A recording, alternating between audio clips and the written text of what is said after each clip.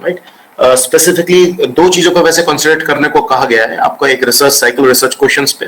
तो मुझे लगता है रिसर्च क्वेश्चंस आपके जो जितने सेक्शंस मैंने देखे हैं उसमें आप कई जगह रिसर्च क्वेश्चंस को कवर करते जा रहे हैं, है ना। तो रिसर्च क्वेश्चंस वाले सेक्शन को मैं अपने एक नेक्स्ट सेक्शन में भी कवर कर लूंगा, लेकिन मैं चाहता हूं आज आपको कुछ ऐसी चीजों से रूबरू कराऊं जिसकी शायद अभी तक आपने डिस्कशंस में नहीं आए हैं। This is what I am expecting. So let me share those things with you, right. तो देखिए जब हम रिसर्च की बात करते हैं ना, अभी आप लोग अभी प्री पीएचडी स्टूडेंट्स हैं। प्री पीएचडी मींस आप अभी बिल्कुल फ्रेश स्टूडेंट्स हैं, राइट। और जहां तक बात की जाए पीएचडी कंप्लीशन की, तो नॉर्मली अगर आप एक पीएचडी प्रोसेस को देखें, राइट, और स्पेसिफिकली पीएचडी प्रोसेस को देखें within context to publication, right, तो there are normally 5 stages which you have to go through. आपको मेरी स्लाइड दिख रही है? Is my slide visible? Research cycle slide visible? Yes, sir. Yes, sir. Yes, sir. Yes, sir. Right. तो अगर broadly मैं एक स्टूडेंट्स के पर्सपेक्टिव से बात करूं तो मुझे लगता है कि आज ये one of the best classes होने वाली है आपके लिए, क्योंकि हम सब जानते हैं इंडियन सिस्टम के अंदर पीएचडी में एक्चुअली जो व्यू है ना वो बहुत मैथमेटिकल व्यू है, quantitative view. We have to get a question filled by people and then we have to do the analysis and the things are over, right. लेकिन अगर रियल वर्ल्ड की बात करें, है ना, रियल वर्ल्ड में it is not only about quantitative analysis and उसके बाद हम केवल कुछ भी सबमिट कर दें। It is not about that. Today's researchers view have change. Today आज के डेट में जो रिसर्च का इंपॉर्टेंस है, रिसर्च का पब्लिकेशन इंपॉर्टेंस है, आपकी पीएचडी का इंपॉर्टेंस है, वो बहुत बदल चुका है। एक टाइम था जहां पे कि केवल पीएचडी कंप्लीशन हो जाती थी, है ना, there was not much scrutiny on that. लेकिन आज के डेट में जब से मैंने किया है और जब आप करने वाले हैं और आप जब कर चुके होंगे तो आपके उसमें स्क्रूटनी पैरामीटर्स बहुत हाई होंगे, राइट। और स्क्रूटनी पैरामीटर्स बहुत हाई होने का मतलब है कि हमको उन सारी बातों का ध्यान रखना पड़ेगा जो कि हमारी पीएचडी को एक अच्छे तरीके से कंप्लीट कर सके, राइट। सो अगर आपको अपनी पीएचडी को अच्छे तरीके से कंप्लीट करना है, right, and specifically in publication context, तो मैं चाहता हूं आपको इस रिसर्च साइकिल डायग्राम को बहुत ढंग से देख लेना चाहिए, राइट। इस डायग्राम में इस ब्लॉक डायग्राम की अगर आप बात करूंगा तो इसमें देखो 5 इंपॉर्टेंट स्टेजेस हैं जिसके थ्रू एक रिसर्चर को गुजरना पड़ता है, right. Number 1 is research preparations, right. Number 2 is writing for research. Number 3 is publication process. Number 4 is through peer review and number 5 is communicating your research, right. So ये पांचों stages क्या होती हैं यह मैं आपको समझाऊंगा, और इसके बाद मैं आपको स्टेप 1 में आपको डिटेल में लेके जाऊंगा, राइट। आज का जो मेरा डिस्कशन रहेगा that will be much into the research preparation part, but other than that I will give you glimpses of all these 5 steps which you should know, right. क्योंकि ये सब कुछ हमें जानना बहुत इंपॉर्टेंट है, क्योंकि आज के डेट में केवल 200-300 पन्नों की थीसिस बाइंड करके देना is not PhD, right. The concept of completely change. So एक रिसर्चर के लिए जो सबसे इंपॉर्टेंट बात है, राइट, वो है कि जब हम पीएचडी करने जाते हैं ना, हमको कई सारे चैलेंजेस का सामना करना पड़ता है, राइट। और कई सारे चैलेंजेस में से एक चैलेंज है कि we are not getting funded for whatever we are doing, right.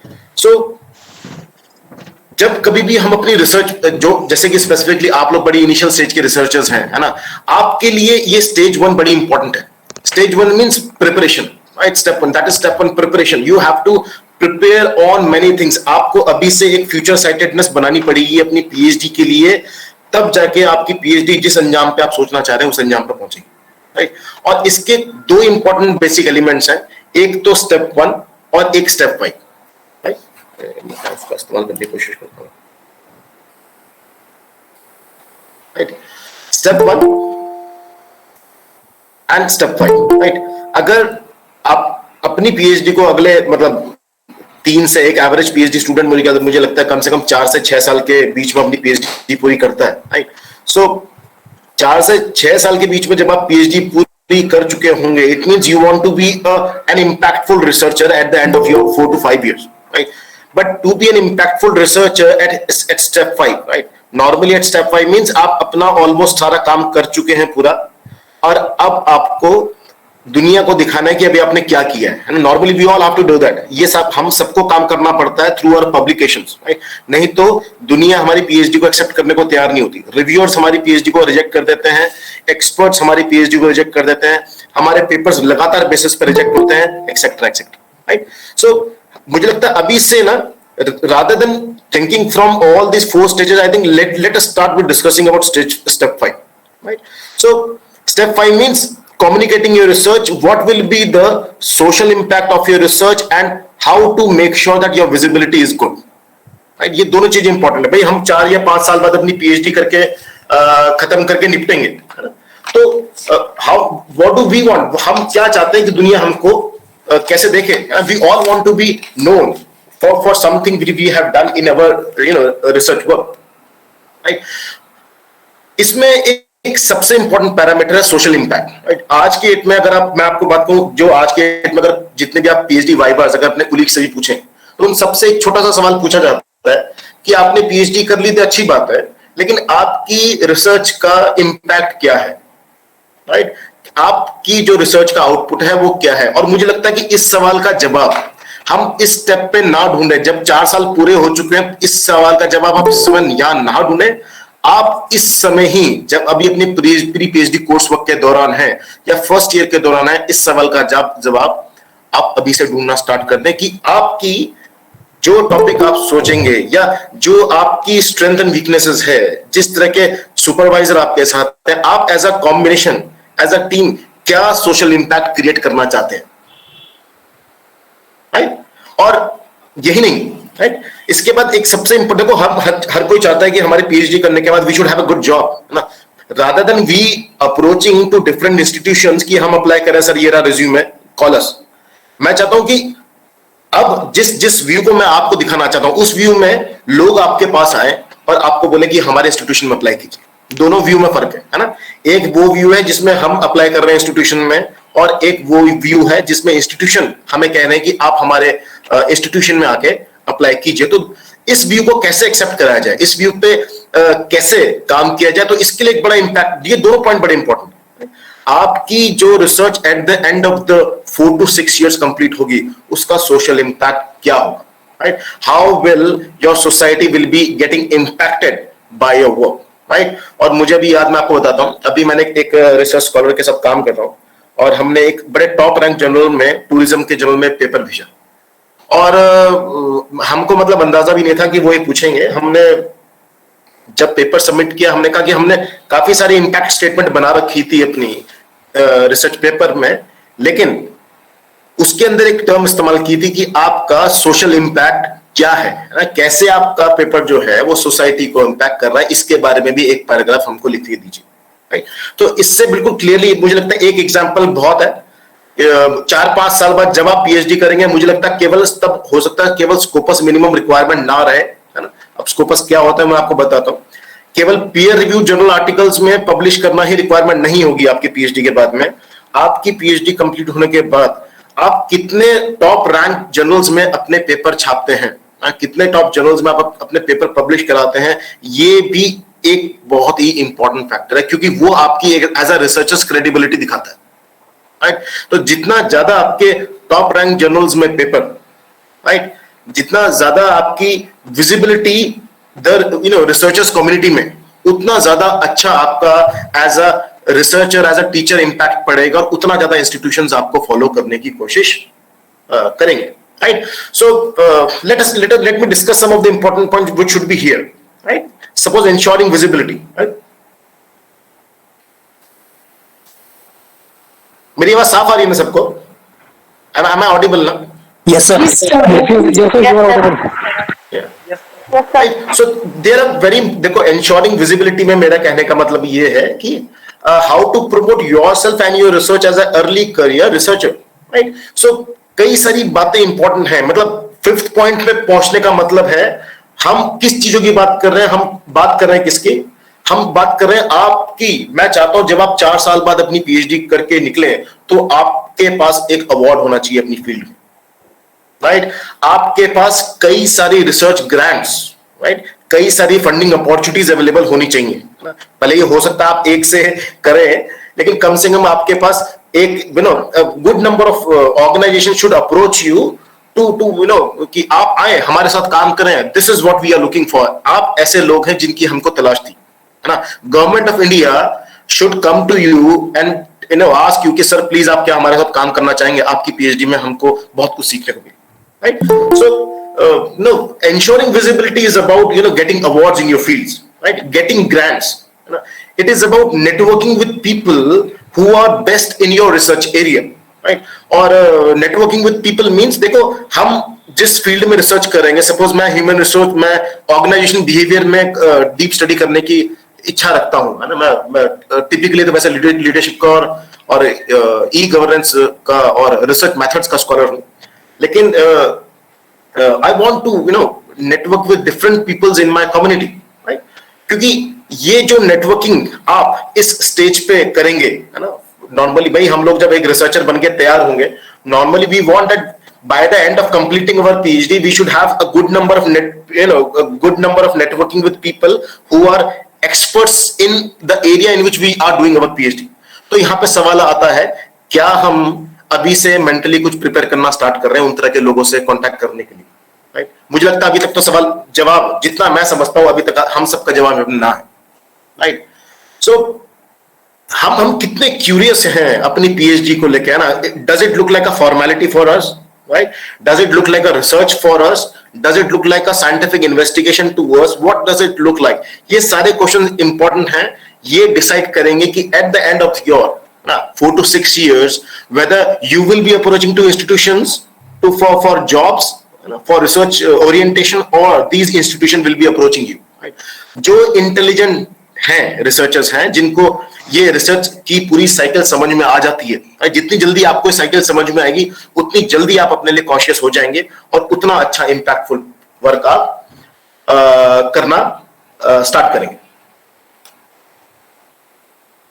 सो देखो अगर आपको अपना एक ब्रांड क्रिएट करना है ना, 4 से 5 साल बाद अगर आपको ब्रांड क्रिएट करना है अपना, right, you want that you mister XYZ should be known as doctor XYZ, right.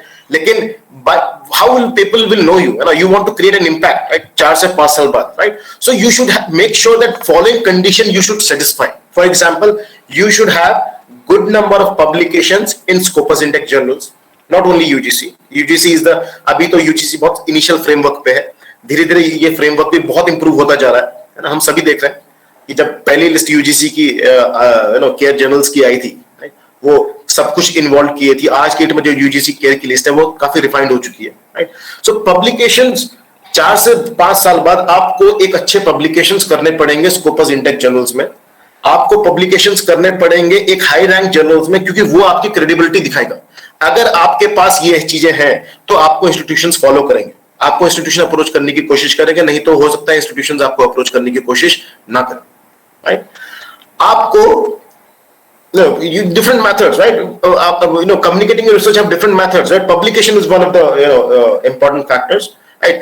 आपकी PhD thesis जब आप सबमिट करेंगे by the end of your 4 to 5 years, right, you should have something called as a press release। आप 4 या 5 साल बाद कुछ ऐसा प्रेस रिलीज निकालें अपनी पीएचडी का, जिससे कि दुनिया को लगे कि आप वाकई आपने कुछ इंपॉर्टेंट काम किया है, राइट। सो एक समरी फॉर्म में अगर मैं आपको कहूं तो देखिए, हम 4 या 5 साल बाद अपनी पीएचडी को कैसा देखना चाहते हैं, ये अभी से अगर हम देखना स्टार्ट कर देंगे तो मुझे लगता है सबसे ज्यादा फायदा हमको तब मिलेगा, राइट। और इसके अंदर 2 इंपॉर्टेंट चीजें हैं। एक तो हम दुनिया को कैसे देखना चाह रहे हैं कि how people should see us, the external world how it should see us. इसके अंदर कई सारे मेथड्स हैं, केवल आपकी थीसिस आपकी मदद नहीं करेगी। थीसिस से आप जितने अच्छे पब्लिकेशंस निकालेंगे, उन पब्लिकेशंस को आप जितना अच्छा प्रमोट करेंगे और बाद में उन प्रमोशंस को जितना अच्छा मॉनिटर करेंगे, है ना। We have different matrices by which you can monitor what have you done, उनको जितना अच्छा मॉनिटर करेंगे उससे आपकी ख्याति काफी बढ़ेगी अगले 4 से 5 साल के बीच में, जब आप पीएचडी कर लेंगे, राइट। सो अगर हम ये चाहते हैं ना, we want to create our social impact, we want to create our own visibility कि भाई लोग हमें जाने, तो इसके लिए हमको क्या क्या करना पड़ेगा, इसकी this is almost the end stage, right. लेकिन इससे पहले हमें इन 4 स्टेजेस का सामना करना पड़ेगा, तब जाके हम इस स्टेज पे आके पहुंचेंगे, राइट। और इस पूरी ओवरऑल डिस्कशन की जो नींव रखी जाती है, पूरी पीएचडी की, पूरी पब्लिकेशन की, या जो रिसर्च, साइंटिफिक रिसर्च की जो नींव है, वो रिसर्च प्रिपरेशन से स्टार्ट हो जाती है ना। एंड रिसर्च प्रिपरेशन के लिए यहां पे इंपॉर्टेंट 3 पॉइंट्स है जो डिस्कशन में है: research funding, research data management and research collaboration, right. तो हम इन 3 पॉइंट्स को डिस्कशन में लेके जाएंगे डीप में, राइट। और इनको जब मैं डिस्कशन में लेके चले जाऊंगा, उसके बाद फिर मैं आपको स्टेप 2, स्टेप 3 और स्टेप 4 के बारे में शॉर्ट में एक बार बता दूंगा, right. So, dear friends, as far as research funding is concerned, I think 2 सवाल बड़े इंपॉर्टेंट हैं यहाँ पे कि रिसर्च फंडिंग इंपॉर्टेंट क्यों है ना, और क्या क्या पॉसिबल सोर्सेज हमारे पास रिसर्च फंडिंग के लिए अवेलेबल है, राइट। सो रिसर्च फंडिंग हमारे लिए बहुत बहुत ज्यादा इंपॉर्टेंट है, क्योंकि मैंने आपको बताया जो ये रिसर्च फंडिंग है, राइट, ये रिसर्च फंडिंग आपको मदद करती है। देखो, रिसर्च फंडिंग का मतलब you getting some monetary benefits for your research, right. ये कहीं ना कहीं से आपकी ओपन साइंस कॉन्सेप्ट से भी जुड़ा हुआ है ना। अगर मैं यहाँ पे पॉइंटर के बदले पेन का इस्तेमाल करूं तो देखो, रिसर्च फंडिंग जो है आपकी कहीं ना कहीं से इस ओपन साइंस फैक्टर से भी जुड़ा हुआ है। ओपन साइंस का मतलब है कि हम जो रिसर्च प्रोड्यूस कर रहे हैं वो हम किस तरीके से जर्नल्स में पब्लिश करना चाहते हैं। देखो, ब्रॉडली 2 कैटेगरीज ऑफ जर्नल्स होते हैं। एक तो ओपन जर्नल्स होते हैं, ओपन एसेस जर्नल्स होते हैं, और दूसरे होते हैं आपके subscription based journals, right. Open access journals में प्राइमरली जो ब्रॉडेस्ट कैटेगरी वो ये है कि एक चीज होती है जिसको बोलते हैं article processing charges. Article processing charges ये ऑथर देता है अपने पेपर को पब्लिश करने के लिए, है ना, जिसका आज की डेट में कई प्रीडेटरी जर्नल्स बड़ा फायदा उठा रहे हैं ना। एक प्रीडेटरी जर्नल्स होते हैं, क्लोन जर्नल्स होते हैं। आपको मैं अभी बता देता हूं, प्रीडेटरी जर्नल्स आर दो journals who show that they are a good peer review journals, but they are not peer review journals, they are predatory journals। आपसे पैसा भी लेते हैं और आपका आर्टिकल peer review भी नहीं होता, ऊपर से किसी फेक साइट में वो पब्लिश हो जाता है, right? तो that is they are predatory journals। आज के डेट में मार्केट में भरमार है जर्नल्स की। रिसेंटली भी मैं बड़े बड़े वाइस चांसलर तक के लोगों को देख रहा हूं कि उनके पेपर जो है प्रीडेटरी जर्नल्स में प्रोड्यूस हो रहे हैं, जो कि अच्छी बात नहीं, राइट। सो एक्चुअली में ओपन साइट जर्नल्स होते हैं, राइट। यहाँ पे हमें एक सेशन, मुझे लगता है एक सेशन में आपका इसका जो नेक्स्ट सेशन बनेगा, मैं उसमें आपको प्रीडेटरी और क्लोन जर्नल से कैसे बचा जाए उसके बारे में भी एक सेशन आपके साथ जरूर लूंगा, राइट। सो यहाँ पे भी ये देख लेते हैं कि ओपन साइंस का मतलब है कि जो हम प्रोड्यूस कर रहे हैं वो दुनिया में कोई भी एक्सेस कर पाए फ्री ऑफ कॉस्ट। नॉर्मली क्या होता है, सब्सक्रिप्शन बेस्ड जर्नल जिसमें नॉर्मली हम लोग पेपर पब्लिश करते हैं, उसमें क्या होता है कि ऑथर से कोई फीस नहीं ली जाती, ऑथर से कोई फीस नहीं ली जाती, लेकिन जो फीस है, जो भी उस आर्टिकल को पढ़ना चाहता है, जैसे हम आज के डेट में किसी भी आर्टिकल को पढ़ना चाहते हैं ना, हमको उसकी कोई ना कोई फीस पे करनी पड़ती है, राइट। अगर हम इधर उधर सोर्सेज से मंगा लेते हैं तो बात दूसरी है। Else if you want to download a good article from a good publisher site, you have to pay for it. दूसरा मॉडल होता है open access model. Open access का मतलब है कि आप जो पब्लिश कर रहे हैं उसकी फीस आप खुद भर रहे हैं, लेकिन सवाल यह है कि उसकी फीस आप भरेंगे कैसे, है ना। सपोज आप किसी गवर्नमेंट इंस्टीट्यूशन में आप चाहते हैं कि यार जो मेरा प्रोजेक्ट है ये इंडियन ऑर्गेनाइजेशन के लिए सबके लिए बड़ा इंपॉर्टेंट है, लेकिन ये सब तक पहुंचे कैसे। सब तक पहुंचने के लिए सबको एसेसिबल होना चाहिए, और सबको एसेसिबल ये तभी हो सकता है जब ये ओपन साइंस मेथड के थ्रू गया हो, मींस किसी ओपन एसेस जर्नल में पब्लिश हुआ हो, या किसी ऐसे जर्नल में पब्लिश हुआ हो जो कि ग्रीन एसेस के माध्यम, जिसको हम बोलते हैं, उस माध्यम से पब्लिश हुआ हो। और उसके लिए इंपॉर्टेंट है कि आपके पास एक फंड अवेलेबल होना चाहिए, नहीं तो आप उसकी फीस कैसे भरेंगे। इस फीस के लिए आपको जो फंडिंग आती है that is through research funding. तो रिसर्च फंडिंग आपकी बहुत मदद करती है। रिसर्च फंडिंग डायरेक्टली आपके ओपन साइंस पब्लिकेशन से भी रिलेटेड है। रिसर्च फंडिंग आपकी विजिबिलिटी से भी रिलेटेड है। रिसर्च फंडिंग आपके पीयर रिव्यू को भी इंपैक्ट करने में विजिबल है। रिसर्च फंडिंग जो है आपकी कहीं ना कहीं से आपका सोशल इंपैक्ट करने के लिए भी इंपॉर्टेंट है, राइट। तो research funding is very very important. आपको जितने भी अर्ली स्टेज रिसर्चर्स हैं, मैं आपको सबको सजेशन करूंगा किसी भी तरीके से पता कीजिए कि आपकी फील्ड में कहां से रिसर्च फंडिंग आती है, राइट। तो अभी इसमें आगे चलता है, अभी आपको बताता हूं उसमें, लेकिन अभी मैंने जो आपको बताया दैट इज रिसर्च फंडिंग बहुत इंपॉर्टेंट है। ये आपके पब्लिकेशन प्रोसेस में भी आपकी मदद करेगी, है ना, और साथ ही साथ ये आपके अगर किसी सब्सक्रिप्शन बेस्ड जर्नल में भी अगर आप अपना रिसर्च के थ्रू पेपर निकालते हैं, उसके उसके ना पब्लिकेशन में भी आपका मदद मिलती है। मुझे याद है कि अभी मेरा एक रिसेंट एक पेपर पब्लिश हुआ है, सेज का जर्नल है FIB business review, e governance and its impact पे, और ये बहुत अच्छे इम्पैक्ट फैक्टर का जर्नल है, भी आपको दिखाता हूं मैं। और कहीं ना कहीं से मुझे लगता है कि जो रिसर्च का जो not they were not funders actually, but there एक ऑर्गेनाइजेशन थी जिसने हमें बैकअप किया हुआ था हमारी रिसर्च में, जिससे मुझे लगता है कि रिव्यूअर्स जो थे हमारे पेपर्स के, रिसर्च पेपर्स के, वो काफी हद तक इंप्रेस हो गए थे, और जिन्होंने हमें मौका दिया कि फिर वो अपने पेपर्स को रिव्यू करके वहां पे पब्लिश करा सके, राइट। और रिसर्च फंडिंग डायरेक्टली रिलेटेड है आपकी किससे, सोशल इंपैक्ट, राइट। भाई दुनिया जानेगी आपको कि आपने बताने में भी अच्छा लगता है। हम किसी कॉन्फ्रेंस में जाते हैं, सपोज हम किसी कॉन्फ्रेंस में जा रहे हैं, रिसर्चर्स के लिए एक अपनी स्किल्स को, अपनी रिसर्च को प्रेजेंट करने के कई सारे मेथड्स में से एक है कॉन्फ्रेंसेस का माध्यम। हम डिफरेंट कॉन्फ्रेंस में से जाते हैं, जानबूझ के जाते हैं, ताकि हम दिखा सके हम क्या कर रहे हैं दुनिया को, और उनसे फिर सजेशन ले सकें कि हमको कुछ ऐसा मिल जाए जिससे कि हम अपने काम को इंप्रूव कर सकें। अगर आप कॉन्फ्रेंसेस में जाके बताते हैं ना कि आप you are getting a good amount of fund for your research, I think it will create an impact, right. तो रिसर्च फंडिंग हमारे पब्लिकेशन से भी जुड़ा हुआ है, रिसर्च फंडिंग हमारी रिसर्च की क्वालिटी से भी जुड़ा हुआ है, और रिसर्च फंडिंग हमारे पूरे पब्लिकेशन से भी जुड़ा हुआ है। इवन ये हमारी क्या सोसाइटी में हमारे रिसर्च को कैसे देखा जाता है, इससे भी ये काफी हद तक कनेक्टेड है, राइट। तो ब्रॉडली देखो, यहां तक अब एक चीज तो समझ में आ गई कि फंडिंग इंपॉर्टेंट है ना, क्योंकि ये हमारे कई सारे स्टेप्स में मदद करती है ना। इट इज, देखो अगर फ्रैंकली बताऊं तो रिसर्च फंडिंग आपको पब्लिकेशन में भी मदद कर रही है, पीयर रिव्यू प्रोसेस में भी मदद कर रही है, और सोशल इंपैक्ट में भी आपकी, और विजिबिलिटी में भी आपकी मदद कर रही है, राइट। तो सवाल है कि सोर्सेस क्या है ना, हमारे पास ब्रॉड सोर्सेस क्या है फंड्स के, right? तो देखो ब्रॉडली हम पे दो कैटेगरीज है फंड्स की। एक गवर्नमेंट इंस्टीट्यूशंस वाली कैटेगरीज होती हैं, राइट, जिसके अंदर if I am not wrong तो यूजीसी एक मेजर कंट्रीब्यूटर है ना।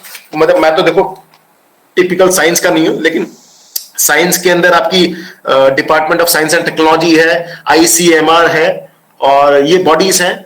इवन सोशल साइंसेज में आपकी UGC है, AICT है, ICSSR है। तो ये सारी बॉडीज क्या करती हैं, these are government bodies which provide fund for your research, right.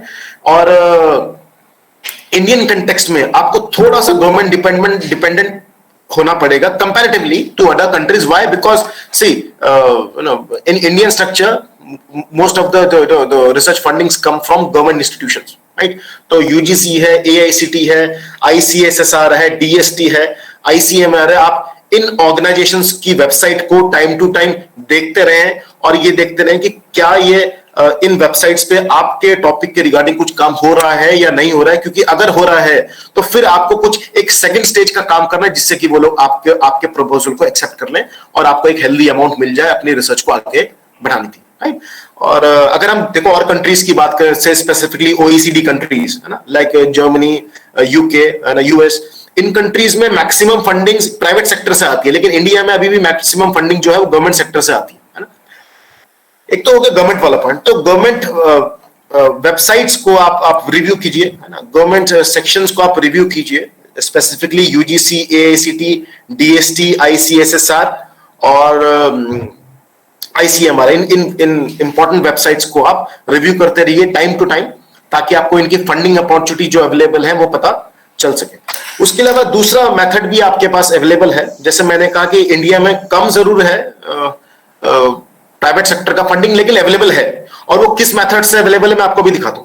देखो हमको बिल्कुल क्लियरली पता है, स्पेसिफिकली अगर आप में से कोई है जो CSR में काम करता है ना, according to section 135 of the Companies Act 2013, है ना, जो लार्ज स्केल कंपनीज हैं, स्पेसिफिकली क्वालिफाइंग कंपनीज हैं, है ना, as per some certain criterias, जिनका फॉर एग्जांपल कि भैया नेटवर्थ 500 करोड़ से ऊपर होना चाहिए, टर्नओवर 1000 करोड़ से ऊपर होना चाहिए, या नेट प्रॉफिट 5 करोड़ से ऊपर का होना चाहिए। तो ऐसी कंपनीज के लिए ऑलमोस्ट एक प्रोविजन अवेलेबल है कि भैया आप अपनी जो भी 3 साल का एवरेज प्रॉफिट है ना, आफ्टर टैक्स प्रॉफिट अवेलेबल है, उसका 2% हिस्सा आप अपनी CSR एक्टिविटीज में स्पेंड करें, ठीक है। उसका 2% हिस्सा आप CSR एक्टिविटी में स्पेंड करें। इट मींस कई सारी प्राइवेट ऑर्गेनाइजेशंस भी ऐसी होंगी, देखो कई कंपनीज ऐसी होंगी जो 500 करोड़ का प्रॉफिट से ऊपर होंगी, कई सारी कंपनीज ऐसे अवेलेबल होंगी जिनका नेटवर्थ 500 करोड़ से ऊपर का होगा, कई कंपनीज ऐसी होंगी जिनका टर्नओवर 1000 करोड़ से ऊपर का होगा,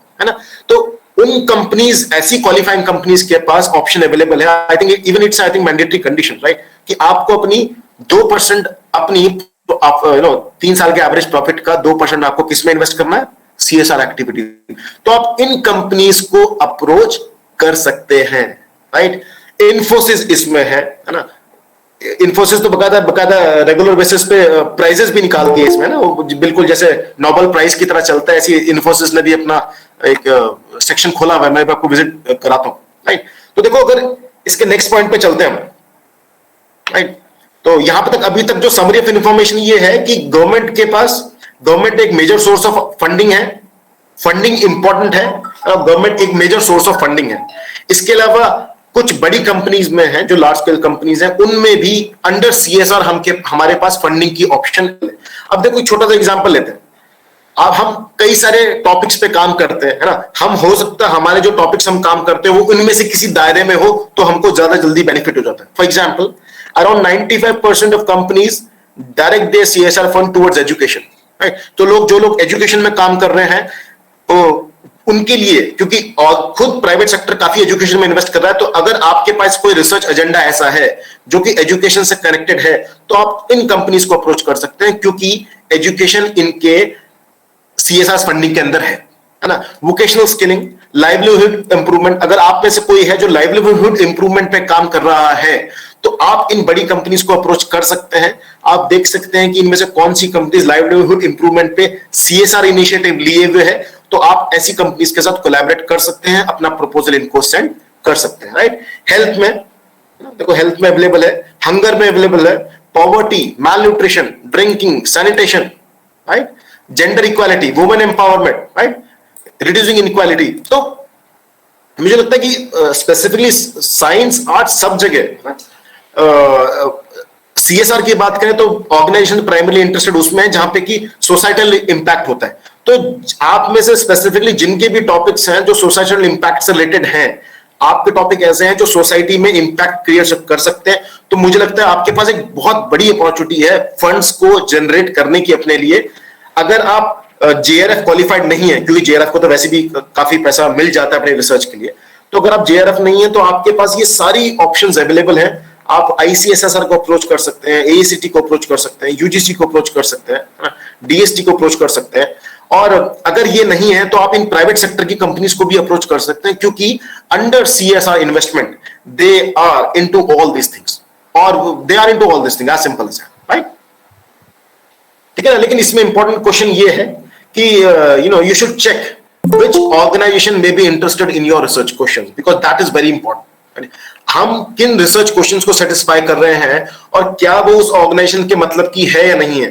तो अगर इनके बीच में मैच मिल गया तो फिर आपको वहां से फंडिंग मिलने की काफी हद तक उम्मीद है, राइट।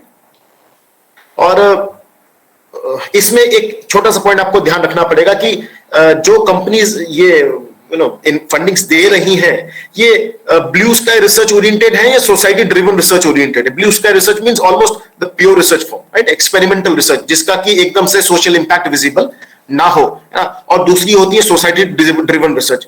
तो मुझे लगता है कि सोसाइटी ड्रिवन रिसर्च के लिए आपको कई सारी ऑर्गेनाइजेशंस मिल सकती हैं, सीएसआर फंडिंग मिल सकती है, और ये यूजीसी, एआईसीटी और इनके कई सारी ऑर्गेनाइजेशंस की आपको मदद मिल सकती है अपने काम को अंजाम देने के लिए। इसलिए आप इन ऑर्गेनाइजेशंस को अभी से जैसे ही आपका टॉपिक फाइनल होता है, अगर अभी नहीं हुआ है तो जिस दिन आपका टॉपिक फाइनल होगा, है ना, या जिस एरिया में आप अभी से काम करना चाहते हैं, उन फंडिंग सोर्सेज को, एजेंसीज को अभी से ब्राउज करना स्टार्ट कर दीजिए। इसमें प्राइमरली हैं आपके एआईसीटी, यूजीसी, आईसीएसएसआर, और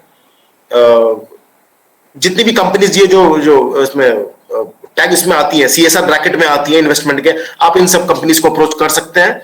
अभी recently one of my friend, मतलब he is a colleague of mine here at FMS, उनकी साथ साथ पीएचडी भी चल रही है, वो म्यूचुअल फंड्स पे काम कर रहे हैं। तो मैंने कहा कई बड़े ब्रांड्स भी हैं म्यूचुअल फंड्स में, डेफिनेटली वो 2% वाले सीएसआर ब्रैकेट में भी आ रही होंगी, आप उनको अप्रोच क्यों नहीं करते? अगर आप उनको अप्रोच करें आप उनको बताएं कि भैया आपकी स्टडी से, आपके म्यूचुअल फंड स्टडी से सोसाइटी को बेनिफिट मिल सकता है, कंपनी को बेनिफिट मिल सकता है, ओवरऑल म्यूचुअल फंड के कॉन्सेप्ट को इंप्रूवमेंट मिल सकता है, तो दे में be interested in your research, right? लेकिन क्वेश्चन इज, क्या आप उन तक पहुंच रहे हैं? क्या आपकी सोच वहां तक पहुंच रही है कि आप अपने रिसर्च में फंडिंग्स का उपयोग कर सकें? That is very important, right? Now one important point here is that, right, जब कभी भी हमको एक बार फंडिंग सोर्स मिल जाता है, राइट, जब कभी भी हमको फंडिंग सोर्स दिखना शुरू हो जाता है, या हमको फंडिंग सोर्स दिख जाता है कि this is the right organisation, I should move on, right? मैं आपको हो सकता है एक चीज भी दिखाता हूं।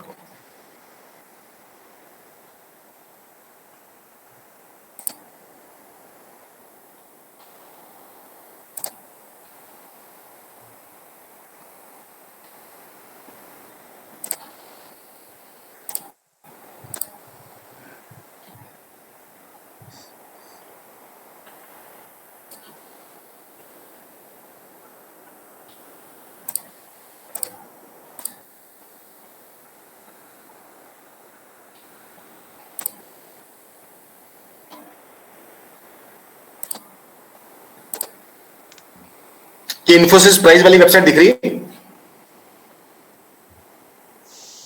Yes sir. Yes sir. देखो इसमें भी देखो, ये इन्फोसिस की साइंस फाउंडेशन है ना? अगर आप इसमें गौर करो तो इन्फोसिस अच्छे रिसर्चर्स को, है ना, अच्छे रिसर्चर्स को जो नॉमिनेशंस आते हैं उनमें से रिसर्चर्स को बकायदा इन्फोसिस अवार्ड भी देता है। तो 2000 देखो इनमें ब्रॉड कैटेगरीज कौन कौन सी हैं?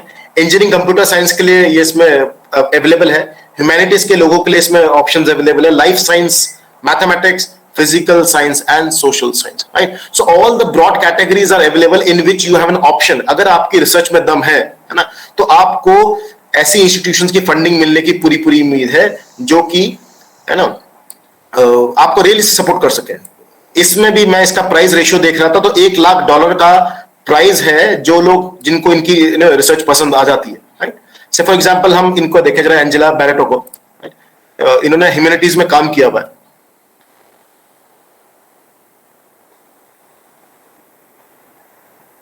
देखो, the Infosys Prize 2001 in this humanity is awarded to the historian Dr. Angela Barreto Xavier for her deeply researched and sophisticated analysis of conversation violence in the Portuguese Empire in India, especially Goa.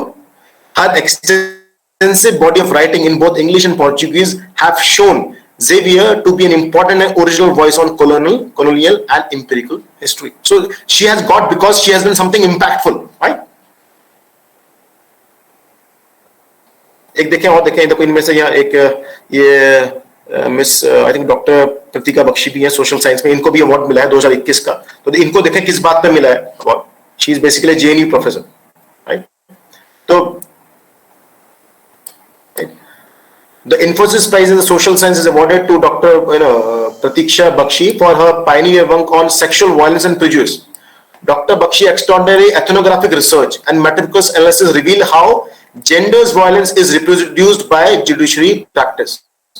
Her work brilliantly combined legal studies, sociology, and anthropology, and has profoundly influenced a growing field of inquiry into the social life of law. Right? So आप लोग भी अगर एक अच्छी research produce करते हैं, definitely आप एक टाइम बाद इसमें नॉमिनेट हो सकते हैं। और मुझे लगता है कि हमको आज के डेट में वो टाइम आ चुका है कि हम, है ना, हमारे पास ऑप्शंस भी है, रिसोर्सेज भी हैं, और हम इन बड़े बड़े इंस्टीट्यूशंस को अप्रोच करना स्टार्ट करें। तभी मुझे लगता है कि हम जब तक हम कोशिश नहीं करेंगे इंस्टीट्यूशन तक पहुंचने की, तो अब तक हमें मिलेगा भी कुछ नहीं, राइट? सो अभी से अपनी रिसर्च फंडिंग्स के रिगार्डिंग आप थोड़ा सीरियस हो जाइए और इसमें देखिए कि कैसे, है ना, आपको इसमें रिसर्च फंडिंग्स प्रोवाइड्स हो सकती है, राइट? तो देखो कई सारे इंपॉर्टेंट सेक्शंस हैं रिसर्च फंडिंग के, उसमें से एक सेक्शन में आपको बताता हूं कि क्या नॉर्मली स्टेजेस होती हैं, है ना, एक रिसर्च फंडिंग के अंदर जब हम बात करते हैं, नहीं, तो नॉर्मली किन किन स्टेजेस से एक रिसर्चर को गुजरना पड़ता है, राइट? तो they are broadly 7 stages, right? And 7 stages, देखो ये आपको मैं एक चीज और बताता हूं, ये जो 7 स्टेजेस लिए हुए हैं, मैंने एक कोर्स पढ़ा successful result grant application getting it right from research academy dot elsewhere. तो मैं आप सभी से रिक्वेस्ट करूंगा, कि इस वेबसाइट पे जाएं, राइट। इसमें करीब 300 प्लस मॉड्यूल्स पड़े हुए हैं रिसर्च के अंदर, और जितना ज्यादा आप इन मॉड्यूल्स को करेंगे आपके रिसर्च के कॉन्सेप्ट उतने शार्प हो जाएंगे, उतने साइंटिफिक होते चले जाएंगे, राइट। हमको केवल थीसिस प्रोड्यूस नहीं करनी है, हमको साइंस प्रोड्यूस करनी है, राइट। जो आप कभी भी देख लीजिएगा आपकी पीएचडी जब एंड स्टेजेस में आएगी, if it does not look like science, right, it does not look like investigation, it does not look like an inquiry, है ना। रिसर्च को हम कहते हैं it is a systematic inquiry, it should look like a systematic inquiry. अगर हमारा काम हमें सिस्टमैटिक इंक्वायरी नहीं लगता तो इमीडिएटली आपकी पीएचडी में रिजेक्शन आने स्टार्ट हो जाते हैं, राइट। तो आप इस मैं सबको I want you all should go to this website of researchacademy.elsewhere.com, right. और इसमें जाके करीब 3 महीने आप इतने इन्वेस्ट करें, राइट। अपने 3 महीने इसमें जरूर इन्वेस्ट करें, आपका व्यू काफी साइंटिफिक हो जाएगा, ये मेरी उम्मीद है, राइट। सो अब मैं वापस आ जाता हूं स्टेजेस पे for your preparing a successful grant application, right. What you need to do for a grant, right. पूरे रिसर्च फंडिंग के अंदर जो सबसे पहली इंपॉर्टेंट स्टेज है, that is stage one, proposing a unique idea, right. It is very important. It means जो topic आप choose करेंगे, जिन कॉन्सेप्ट पे आप काम करना स्टार्ट करेंगे, I think that should be very unique, right. क्योंकि मार्केट में अगर हम आज की करंट गवर्नमेंट को भी अगर हम देखें, गवर्नमेंट सब इंस्टीट्यूशंस में सब प्रेशर है ना। एवरी गवर्नमेंट को, किसी भी इंस्टीट्यूशन को अगर आप देखें, हर इंस्टीट्यूशन ये चाहता है कि आप कुछ प्रोडक्टिव करें, कुछ ऐसा इंपैक्टफुल काम करें जिससे अगर आप हमसे कुछ मांगे भी तो हम आपको उसके लिए दें, चाहे वो टीचिंग हो, चाहे वो रिसर्च हो, चाहे वो गवर्नमेंट इंस्टीट्यूशन हो, हर कोई आज की डेट में बड़ा डिमांडिंग हो गया, राइट। और इसलिए आज की डेट में जो आप अपना पीएचडी टॉपिक चूज करते हैं, क्योंकि 3 से 4 साल तक आप किसी एक टॉपिक पे काम करेंगे, make sure it is not something very boredom. कोई बिल्कुल बोर टॉपिक नहीं होना चाहिए, उसकी लाइफ होनी चाहिए अगले 5 से 10 साल की बेयर मिनिमम, है ना। अगर आपके पीएचडी टॉपिक की लाइफ अगले 2 या 3 साल में खत्म है तो ऐसे टॉपिक को मत चूज कीजिए। सही बात है। आपका टॉपिक ऐसा होना चाहिए पीएचडी का जो अगले 5 से 10 साल में आपको और आपकी इंस्टीट्यूशन को, आपकी सबकी ख्याति को आगे लेके जाए, राइट। तो हर ग्रांट का, आपको ग्रांट भी अगर चाहिए, है ना, अपने प्रपोजल के, आपको अपने रिसर्च के लिए ग्रांट चाहिए, क्योंकि ग्रांट बहुत जरूरी होती है। एक्सपेरिमेंट में अगर आप अच्छे एक्सपेरिमेंट्स करेंगे, अपने लार्ज स्केल की स्टडी करेंगे, तो आपको फंड की जरूरत पड़ेगी, राइट। लेकिन फंड्स आपको कोई तभी देगा जब आपको आपका जो कॉन्सेप्ट है सामने वाले को न्यूनेस दिखेगी, वो यूनिक दिखना स्टार्ट होगा। Your concept should look important, unique to the people you are applying, right. तो दैट्स व्हाई अभी से आप उन टॉपिक्स को चूज कीजिए, राइट, जो आपको आगे तक ले जाने में मदद करें। केवल पीएचडी कंप्लीशन में मदद ना करें, आपको एज अ रिसर्चर आगे ले जाने में मदद करें, right. Second stage is finding a matching funding opportunity, right. So एक बार आपका थीम क्लियर हो गया, आप किस चीज पे काम कर रहे हैं, सपोज कोई लोग हंगर पे काम कर रहे हैं, है ना, तो आपको दोनों इंस्टीट्यूशंस को रिव्यू कीजिए, गवर्नमेंट इंस्टीट्यूशंस को भी रिव्यू कीजिए और प्राइवेट अपॉर्चुनिटीज को भी रिव्यू कीजिए कि कौन है जो आपकी रिसर्च में सबसे ज्यादा इंटरेस्टेड हो सकता है और आपको कौन सबसे ज्यादा फंड प्रोवाइड कर सकता है। हमने अभी भी देखा जैसे गवर्नमेंट का रोल बहुत ज्यादा है इंडियन स्ट्रक्चर में, तो आप गवर्नमेंट को अप्रोच कर सकते हैं। इवन अगर आपका टॉपिक किसी कंपनी की सीएसआर एक्टिविटीज बहुत मैच खाता है, तो आप ऐसे इंस्टीट्यूशंस को भी अप्रोच कर सकते हैं। I think they will help you. It's more than a help, it's more a collaboration rather than anything, right. और coming two stage 3, Stage 3 is understanding the funding agency's needs and wants, the funder and the funding opportunity, right? आपको funding agency की needs and wants पता होनी चाहिए, right. हर एक institution की अपनी requirement होती है, हर इंस्टीट्यूशन अपने हिसाब से और चीजों को ऑर्डर करता है, राइट। तो आपको ये पता होना चाहिए कि जिस फंडिंग एजेंसी को आप अप्रोच कर रहे हैं उसके नीड्स एंड वांट्स क्या है, और आपका फंडर कैसे बिहेव करता है, क्या फंडिंग अपॉर्चुनिटीज उसके अंदर अवेलेबल है। अच्छे से बंद करना, चोट मत खा लेना। चोट मत खाना।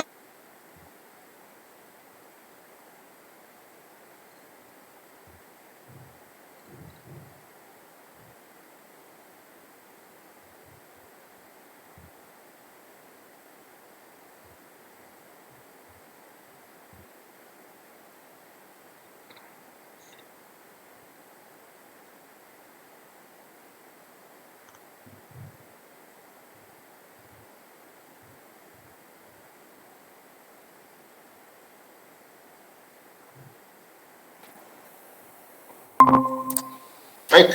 So now coming from stage 3 to stage 4, get the complete picture of the work you want to present, a detailed literature survey. देखिए, हम जिस टॉपिक, जब कभी भी आप अपना प्रपोजल तैयार करेंगे ना, किसी भी फंडिंग एजेंसी के लिए अपना जब प्रपोजल रखने जाएंगे ना, you want money to you know अपने रिसर्च को फंड करने के लिए, राइट? सो आपको अपना जो पूरा प्रपोजल बनाना पड़ेगा. आई think it should have all the necessary details just like a research paper, right? It should have all the important details just like a research paper. Example, get the complete picture of the work you want to present, a detailed literature survey. It means जिस problem को आप undertake करने वाले हैं, उस problem की कितनी detail में इन्वेस्टिगेशन आपने करी हुई है, ये बहुत इंपॉर्टेंट फैक्टर रहेगा कि आपका प्रपोजल कितना रिव्यू में आगे, रिव्यू स्टेज में आगे जाएगा.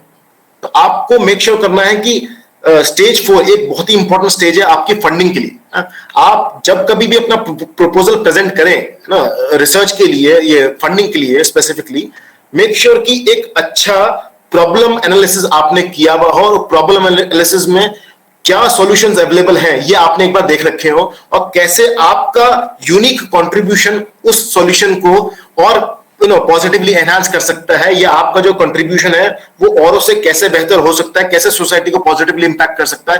आई think it will be a very important point, right? So whenever you are making a proposal for your grant, right? For looking for a grant, this section becomes very, very important, right? Getting the picture of the work you want to present, get it through a detailed literature survey, right? After that you have done it, stage 5 is writing an impactful proposal with all the important technical details that will attract the funder, right? Important technical details means कुछ भी, मतलब जो भी आपके project के अंदर जो कि सामने वाले की आई को कैच करे, right? It means suppose you're talking about eradicating poverty, तो पॉवर्टी को इरेडिकेट करने के लिए क्या क्या टेक्निकल पैरामीटर्स है ना, क्या क्या इक्वेशंस आपकी जो उसको सॉल्व कर पाएंगे, that will again be very important point, right? So stage 4 में आप बैकग्राउंड लिटरेचर का सर्वे कर रहे हैं, स्टेज 5 में आप मैथोलॉजी बताने की कोशिश कर रहे हैं कि क्या आप उसमें करेंगे ताकि फंडर को लगे कि वाकई जो प्रपोजल आपने क्रिएट किया, जो मैथोलॉजी आपने क्रिएट की है, it is very attractive, it will help the researchers, it will help the organisation to invest his money. देखो आज के डेट में जो भी पैसा इन्वेस्ट करना चाहता है ना, वो ये नहीं चाहता कि उसका पैसा वेस्ट हो, राइट? वो ये देखना चाहता है कि जो मैं एक भी रुपया लगा रहा हूं वो पैसा कितना रिटर्न ऑफ इन्वेस्टमेंट बनके मेरे को वापस आएगा, राइट? तो this stage 5 is again very important, right? And the stage 3 is do all necessary administrative arrangements, examples, document signature, resume attachments, previous publications of yours getting attached and all those things, right? आपको जितने भी document है, मतलब जो attachment में साथ में जाएंगे, है ना, जो एप्लीकेशन है, एप्लीकेशन के साथ नेसेसरी सिग्नेचर्स हैं, आपके रिज्यूम है, आपके सुपरवाइजर की या जो प्रिंसिपल इन्वेस्टिगेटर की प्रोफाइल है, it will be again very important. तो उन सब चीजों को साथ ही एनेक्स्ट करना ना भूलें, क्योंकि again because that will again B a very important point for the successful implementation of your research. And finally you will submit your proposal, right? So these are normally 7 stages which you have to go through for submitting your grant, right? तो normally आपका एक unique idea होगा, उसको आप match करने की कोशिश करेंगे फंडर्स की अपॉर्चुनिटी जो भी अवेलेबल है ना. इसके लिए आप गवर्नमेंट प्रोजेक्ट्स को भी इवैल्यूएट करेंगे, प्राइवेट अपॉर्चुनिटीज को भी इवैल्यूएट करेंगे, राइट? और इतना ही नहीं, आप फंडर्स की वेबसाइट पे जाके फंडर्स के और प्रीवियस फंडिंग जो उन्होंने दी हुई है उसके हिसाब से एक व्यू निकालने की कोशिश करेंगे कि what actually their needs and wants are, है ना, वो क्या देखने की कोशिश करते हैं, राइट? और अपने प्रपोजल में आप जितना भी सर्वे जो रिसर्च इन्वेस्टिगेशन उस प्रॉब्लम के अराउंड हो चुकी है, जो सॉल्यूशंस अवेलेबल हैं और वो क्या यूनिकली कंट्रीब्यूट कर रहे हैं और आपका सॉल्यूशन कैसे यूनिकली कंट्रीब्यूट कर रहा है उस प्रॉब्लम को इन्वेस्टिगेट करने के लिए, ये सब सेक्शन इसके अंदर आएंगे. And then closing with necessary arrangement and then you will submit your proposal. और सबमिट के बाद उसको भूल जाइए जब तक कि उनका एक पर्टिकुलर पीरियड नहीं आता, जब तक वो उसको रिकॉल करते हैं, है ना. ओके, लेट अस सी. एक मैंने आपके लिए एक छोटा सा टेस्ट रखा हुआ है यहाँ पे, है ना. एक अगर मैं आपसे कहूं कि कल को आपको एक ना एक ग्रांट के लिए, है ना, आपको एक सक्सेसफुल ग्रांट के लिए प्रिपेयर करना है, तो अगर ये 7 स्टेजेस अवेलेबल हैं, है ना, अभी हमने पीछे देखी है 7 स्टेजेस कौन कौन सी थी, ये 7 स्टेजेस अवेलेबल हैं, तो जरा अपने पास फटाफट मैच द फॉलोइंग बनाइए. इसमें स्टेज 1 कौन सी होगी, स्टेज 2 कौन सी होगी, स्टेज 3 कौन सी होगी, करिए एक्सरसाइज करिए जरा। These are 7 stages to apply, है ना, for writing for a successful grant application। अगर आपको ग्रांट करना है, एप्लीकेशन फाइल करनी है, तो ये 7 स्टेजेस में आपको जाना पड़ेगा। ये वो 7 पॉइंट्स लिखे हुए हैं, राइट। इनको जरा मैच द फॉलोइंग करिए। स्टेज 1 में कौन सा पॉइंट होना चाहिए, स्टेज 2 पे कौन सा होना चाहिए, जरा फटाफट करिए इसको। आई वांट टू सी क्या आप इसको मैच कर सकते हैं। सबसे पहले आपको क्या करना पड़ेगा, फिर सेकंड स्टेज पे आपको क्या करना पड़ेगा। अगर आपको फंड जनरेट करना है तो स्टेज 1 पे क्या करना पड़ेगा। Unique idea. First one will be proposing unique idea. आपको अपना यूनिक आइडिया प्रपोज करना पड़ेगा। Okay, what will do next. Funding both government and private authorities. That's very good. That's very good. That's very good. Yes, that's very good. Very good. What we will do is, अगर stage 4 पे क्या करेंगे, हम stage 4 पे क्या करेंगे।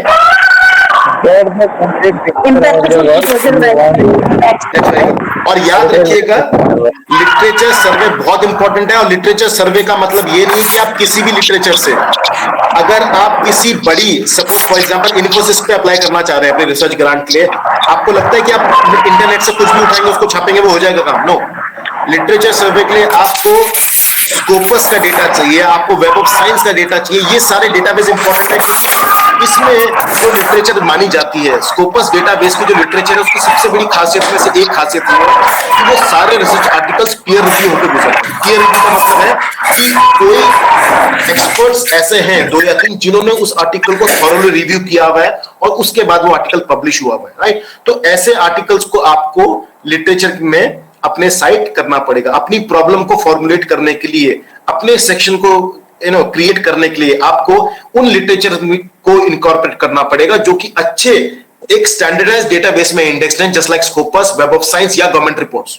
Do not use anything which is outside the scope of government reports, Scopus, web of science और से बेयर मिनिमम यूजीसी। इससे नीचे मत जाइएगा, राइट। इससे नीचे आप मत जाइएगा, क्योंकि अगर आप कुछ ऐसा कंटेंट के बेसिस पे, देखो अगर हम अपनी दुनिया कहते ना कि ईंट के बदले किसी पानी पे बनाएंगे तो वो तो पॉसिबिलिटी नहीं है ना। हमको अपनी जो रिसर्च की ब्रिक्स बनानी है, they have to be very hardcore bricks, और वो तभी बनेंगी जब आपकी जो बैकग्राउंड इन्वेस्टिगेशन होगी वो लगेगा कि बड़ी जेन्युइन है, राइट। और ये स्टेज 4 जो है वो आपको यही दिखाती है, राइट। गेट द अच्छा 6 स्टेज क्या है, लास्ट वाइंड अप से पहले 6 स्टेज में क्या है, स्टेज 6 में क्या है। Complete all administrative requirement. इसका मतलब आपको बात समझ में आ रही है। चलो खुशी की बात है कि आपको ये समझ में आ गया कि एटलीस्ट अगर जब हमको अपना रिसर्च ग्रांट के लिए अप्रोच करना है तो हमको सबसे पहले क्या करना है, हमको आइडिया जो हमारा है उसकी यूनिक सेलिंग प्रोपोजिशन को बाहर निकालना, क्योंकि वही आपका बेस बनेगा आपको ग्रांट दिलाने के लिए, राइट। सेकंड स्टेज में आपको उन सारे राइट सोर्सेस तक पहुंचना जो आपको फंडिंग प्रोवाइड कर सके। इंडिया में गवर्नमेंट फंडिंग ज्यादा एनफोर्स्ड है इन कंपैरिजन टू प्राइवेट, अगर रियलिटी में देखा जाए, लेकिन फिर भी आप दोनों सेक्शंस को इंडिविजुअली इवैल्यूएट करके देखें। प्राइवेट में आप सीएसआर ओरिएंटेड ऑर्गेनाइजेशन को देखें, और गवर्नमेंट में तो जितनी भी फंडिंग्स आपको ये जितने भी सोर्सेस से फंडिंग अवेलेबल है, इनको अभी से देखना आप स्टार्ट करते हैं। अगर आपको जितनी जल्दी मैच मिल जाता है, आपकी रिसर्चर्स क्रेडिबिलिटी उतनी स्ट्रांग होती चली जाएगी, राइट। स्टेज 3 में हमको ये देखना है कि भैया फंडर्स की रिक्वायरमेंट क्या है, what they need and want. हमारी नीड्स और उनकी नीड्स में डिफरेंशिएशन हो सकता है, राइट। आपको कोशिश ये करनी है कि जहां बेस्ट फिट अवेलेबल होगा वहीं से आपको फंडिंग भी आएगी। इसलिए आपको फंडर्स के बारे में जितनी इंफॉर्मेशन हो सके, है ना। फॉर एग्जाम्पल आईसीएसआर में आप अप्लाई करना चाहते हैं ना, आईसीएसआर में सोशल साइंस वाले आईसीएसआर में अप्लाई करते हैं, तो मेरे साथ के कुलीग का जो एक्सपीरियंस है मैं आपको शेयर करता हूं। मैंने उनसे पूछा कि हमारे यहाँ एक डॉक्टर मिहिर है ना, उनसे मैंने पूछा कि सर आपको जो आईसीएसआर की फेलोशिप मिली थी, डॉक्टरल फेलोशिप, वो कैसे मिली थी। तो उन्होंने मुझे बताया कि उनसे पहले उनके सीनियर को एक आईसीएसआर का एक डॉक्टरल प्रोजेक्ट मिला हुआ था, उनको एक डॉक्टरल प्रोजेक्ट मिला था, और उस डॉक्टरल प्रोजेक्ट में जो सीनियर का डॉक्टरल प्रोजेक्ट में वो भी आ गए, मतलब उनको जैसे प्रोजेक्ट में हमको टीम चाहिए होती है ना, तो उस टीम में वो भी आ गए। तो मतलब doctor Mihir was then Mihir, तो वो उस समय प्रोजेक्ट में आ गए, अपने आप को उन्होंने प्रोजेक्ट में ले लिया। और वो प्रोजेक्ट जब कंप्लीट हो गया, राइट, तो उन्होंने जब अपनी पीएचडी फेलोशिप के लिए अप्लाई किया तो ऑलरेडी उनके रिज्यूमे में उन्होंने किसी प्रोजेक्ट में काम किया हुआ था, वो पॉइंट अवेलेबल था। तो उसके वजह से उनका जो कहते हैं ना, एक पॉइंट हमको ज्यादा मिल जाता है, हमको कुछ पॉइंट ज्यादा मिल जाते हैं जब हम ऑलरेडी किसी प्रोजेक्ट्स में जुड़े होते हैं। तो ऑलरेडी एक आईसीएसआर के प्रोजेक्ट के जुड़े होने की वजह से उनको डॉक्टरल फेलोशिप में उनको कहीं ना कहीं से वेटेज मिल गया। तो हमको अपने साथ वाले से पूछना पड़ेगा कि भाई आपने कभी अप्लाई किया है कहीं पे, तो अगर आपने अप्लाई किया तो क्या सोर्सेस थे आपके, आपने किन सोर्सेस अप्लाई किया है ना, आप उनको जानने की कोशिश कीजिए, क्योंकि दे आर वेरी इंपॉर्टेंट। आपको अपने पीयर ग्रुप में पता चलेगा, अपने फ्रेंड सर्कल में पता चलेगा। इसलिए मैं कहता हूं एक रिसर्चर को एक अच्छा नेटवर्कर जरूर होना चाहिए। आपकी नेटवर्किंग स्किल्स बहुत इंपॉर्टेंट होनी चाहिए। आपको यह पता होना चाहिए कि आपकी फील्ड के अंदर उस्ताद कौन लोग हैं, है ना, कौन है जो अच्छे लेवल पे लोग काम कर रहे हैं, उनसे कांटेक्ट बनाने की कोशिश कीजिए, क्योंकि वही लोग आपकी मदद करेंगे आपकी फील्ड की investigation, right. So these were the stages which we should know, right, regarding the preparation of a successful grant, right? All these 7 stages are very important. हमको इन 7 stages के थ्रू होके गुजरना पड़ेगा the moment we are about to file a application for a research grant, right? अच्छा, आपके proposal में देखो ये कुछ 9 पॉइंट्स मैं बता रहा हूं, ये सारे इंपॉर्टेंट है, ये आपके प्रपोजल में विजिबल होने चाहिए, राइट।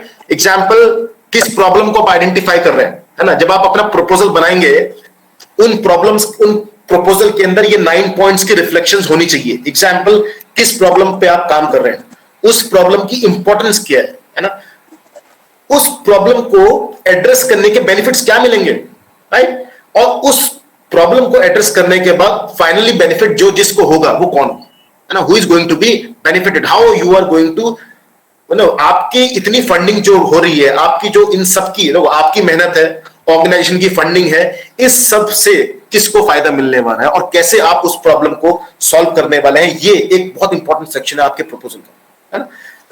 और लोगों ने क्या किया, देखो, what others have done, you have to make sure कि ये जो लिटरेचर रिव्यू सेक्शन था ये आपको ढंग से बताना है उसमें, है ना। Why the problem is unsolved, है ना, अभी तक वो प्रॉब्लम जो प्रीवियस रिसर्चर्स ने करी है वो अभी भी कैसे अनसॉल्व्ड है ना, and what you have done till date on the problem, अभी तक आपने उस प्रॉब्लम पे इन्वेस्टिगेशन क्या किया है। फॉर एग्जाम्पल, अगर आप सपोज आप 1.5 साल या 2 साल या 2 साल के आसपास आपके प्रोजेक्ट को हो चुका है और आपने पायलट टेस्टिंग कर ली है ना, या आपने इनिशियली एक बड़े छोटे लेवल पे इमीडिएट बेसिस पे पायलट टेस्टिंग कर ली है किसी और एक्सपर्ट रिसर्चर की मदद से, तो आपके पास कुछ प्रिलिमिनरी फाइंडिंग्स अवेलेबल होंगी, है ना, कि ए वेरिएबल का इंपैक्ट बी वेरिएबल पे है और जो कि पहले नहीं देखा गया, राइट। तो आप उन प्रिलिमिनरी फाइंडिंग्स को अपनी स्टडी के अंदर यूज कर सकते हैं कि sir these are my pilot testing results और ये बड़े अपीलिंग है, इससे लगता है कि काफी सिग्निफिकेंट इंपैक्ट इन 2 वेरिएबल्स का आपस में है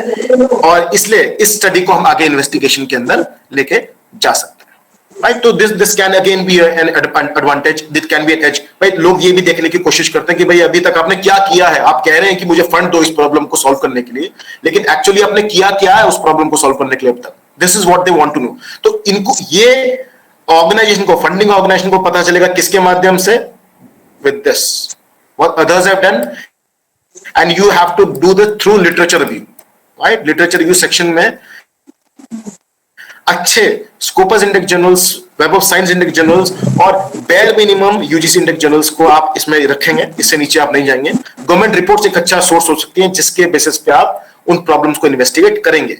कैसे वो प्रॉब्लम्स सॉल्व नहीं कर पाई जिस प्रॉब्लम को सॉल्व करना चाहती थी, या कितना हद तक वो प्रॉब्लम को सॉल्व कर पाए आप उसको बताएंगे, और कैसे आप अपनी रिसर्च इन्वेस्टिगेशन के माध्यम से उसको सॉल्व करेंगे, right. Your action plan for addressing the problem, आप उस प्रॉब्लम को कैसे एड्रेस करेंगे, है ना, और आपके सक्सेस चांसेस कितने हैं, this is again very important, है ना। हम कोई रिसर्च इन्वेस्टिगेशन कर रहे हैं, हम कोई एक्सपेरिमेंट्स करने जा रहे हैं, हमारा सक्सेस रेशियो क्या है, ये भी बड़ा इंपॉर्टेंट है ना, और इसमें हमको झूठ नहीं बोलना है, क्योंकि जितना हम रियलिटी की तरफ रहेंगे हो सकता है उतनी फंडिंग अपॉर्चुनिटीज हमको मिल जाए, उतना फंड का रेशियो प्लस माइनस मूव कर जाए और उतनी हमको असिस्टेंस मिल जाए with respect to our own research, right.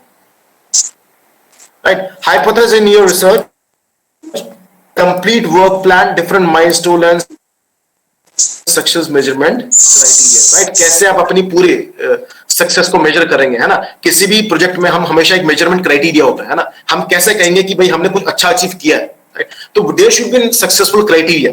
मुझे याद है मैंने एंकर इलेक्ट्रिकल्स लिमिटेड के लिए through an NGO called as RSEGS, एक एनजीओ के माध्यम से मैंने एक कंसल्टेंसी प्रोजेक्ट किया था। तो उसमें सबसे पहली कंडीशन यही थी कि भैया आपका इंपैक्टफुल क्राइटेरिया क्या है, आप कैसे मेजर करेंगे कि आपने इंपैक्ट मेजर किया। तो उसमें हमने एक हाइपोथेसिस स्टेटमेंट लिखी थी कि एटलीस्ट 90% ऑफ द एनजीओ ने उसमें एक स्टेटमेंट लिखी हुई थी अपने प्रपोजल में कि कम से कम 90% ऑफ लोग हमारे इंटरवेंशन से, जो हम दवाइयां दे रहे हैं गांव में, इससे उनको फायदा होना चाहिए, तो हम मानेंगे हमारे रिसर्च इंपैक्टफुल है। तो ऐसे मेजरमेंट क्राइटेरियाज आपको अपनी प्रपोजल के अंदर रखने पड़ेंगे, राइट? राइट, देखो एक बड़ी इंपॉर्टेंट चीज, do not right only what you want but what the funding agency may want, right? तो इसके अंदर कई सारी बातें, the significance of your results, feasibility of the approach, the outcome, innovation, transformational impact and team description, right? ये बड़ी important है, right? आप किन लोगों के साथ काम कर रहे हैं, अगर उनकी एक्सपर्ट प्रोफाइल आपके पास अवेलेबल है तो उनको जरूर एक्सप्रेस कीजिए, क्योंकि वो आपकी चांसेस बढ़ा देंगी फंडिंग प्रोजेक्ट्स के लिए, राइट? और कैसे आपका देखो जो इंस्टीट्यूशन का एनवायरनमेंट है वो कैसे आपको सपोर्ट करता है इन सब चीजों के लिए, ये भी मुझे लगता है कि अगर आपके यहाँ सच में बड़ा अच्छा सपोर्ट अवेलेबल है तो उसको जरूर एक्सप्रेस कीजिए, क्योंकि ये आपको मदद करेगा फंड्स दिलाने की, राइट? अपने पूरे प्रपोजल में फिगर्स, चार्ट्स का इफेक्टिव यूटिलाइजेशन कीजिए, make sure they are very good, right? It should not look like a kids work. एक बीबीए, बीसीए, एक एमबीए के बच्चे का प्रोजेक्ट नहीं लगना चाहिए। आपकी फिगर्स एक अच्छे सॉफ्टवेयर्स के माध्यम से प्रोड्यूस हुई भी लगनी चाहिए। आपका वर्क एक साइंटिफिक वर्क लगना चाहिए। It should look like a proposal, it should look like a PhD work rather than anything else, right? And आपका फाइनली जो डॉक्यूमेंट होगा, it should be ordered, discipline and very impactful, right? It's very important. ये जो तीन है, ये तीनों important है। ऑर्डर्ड होना चाहिए मींस पेज मार्जिन्स कैसे हैं, राइट? राइटिंग डिसिप्लिन, है ना? योर लैंग्वेज, आज की डेट में कई सारे लैंग्वेज एडिटिंग सॉफ्टवेयर्स मार्केट में अवेलेबल है। ग्रामरली एक सॉफ्टवेयर है जो कि आपके डेस्कटॉप पे होना ही होना चाहिए, आपके लैपटॉप पे। क्विलबॉट एक बड़ा इंपॉर्टेंट सॉफ्टवेयर है जो कि आपके लैपटॉप पे होना ही होना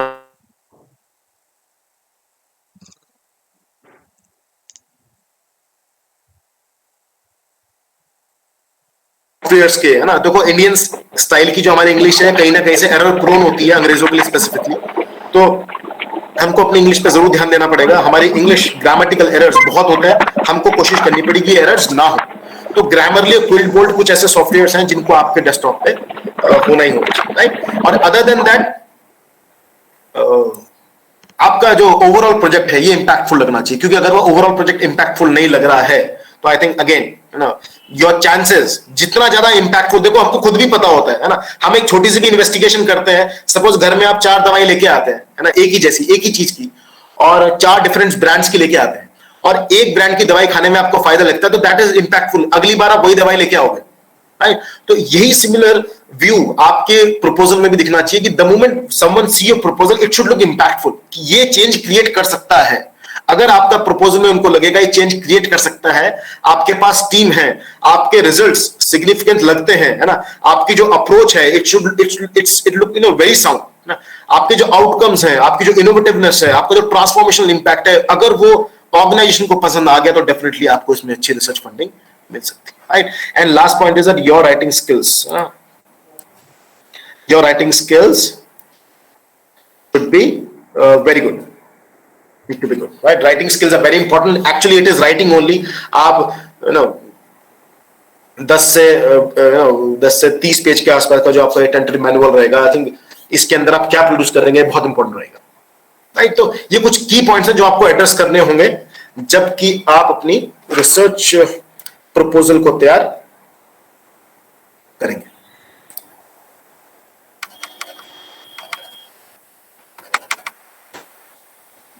स्पेसिफिकली फॉर ग्रांटिंग, राइट? क्योंकि ग्रांट्स जरूरी हैं, ये तो अपना जितना हमने डिस्कशन देखा है, ग्रांट्स जरूरी हैं और ये हमारी रिसर्चर्स की क्रेडिबिलिटी से भी बहुत हद तक जुड़ी हुई हैं। इसलिए हम सबको कोशिश करनी चाहिए कि हम कहीं ना कहीं ग्रांट जरूर लें, क्योंकि ये रिज्यूमे में एक स्टार की तरह काम करता है। आपके रिज्यूमे में ये स्टार्स हैं, ये वो सब वो फैक्टर हैं जिसकी वजह से इंस्टीट्यूशंस आपको बुलाने की कोशिश करेंगे, ना कि आपको इंस्टीट्यूशंस को अप्रोच करना पड़ेगा for job proposals and for research.